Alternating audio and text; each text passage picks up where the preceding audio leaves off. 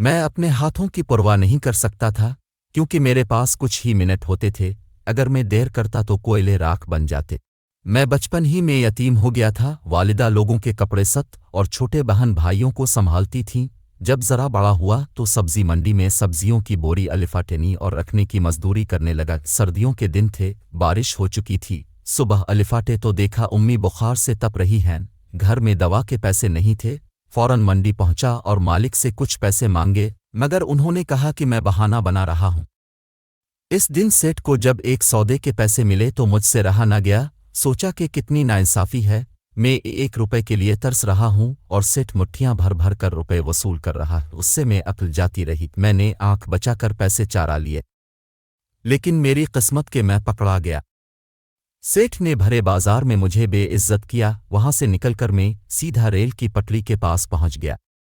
میں ریل کی پٹری کے پاس بیٹھ کر رونے لگا، ریل سے کٹ مرنے کا سوچنے لگا۔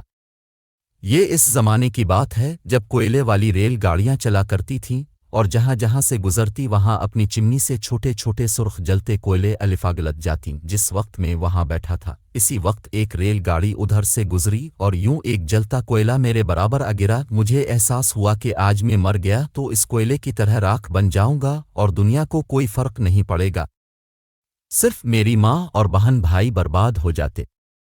ریل گاڑی کب کی جا چکی تھی، میرے سامنے جا بجا سرخ دہکتے کوئلے بکھرے پڑے تھے۔ ذرا سی ہوا سے یہ لکڑی کے ڈھیر کو آگ لگانے کی صلاحیت رکھتے تھے۔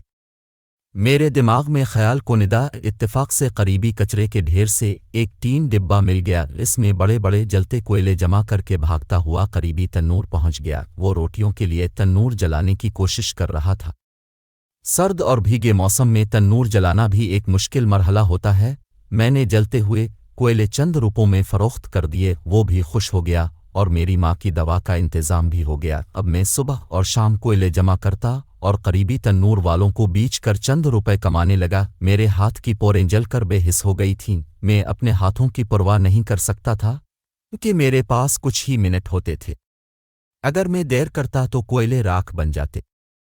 میں نے کچھ روپے جوڑ کر منڈی سے پیاز کی بوری خریدی اور اپنے محلے کے پاس ہی زمین پر دری بچھا کر پیاز بیچنا شروع کر دی۔ آہستہ آہستہ محنت کرتے، دھکے کھاتے آخر ایک دن میں خود ایک سبزی کی دکان کا مالک بن گیا۔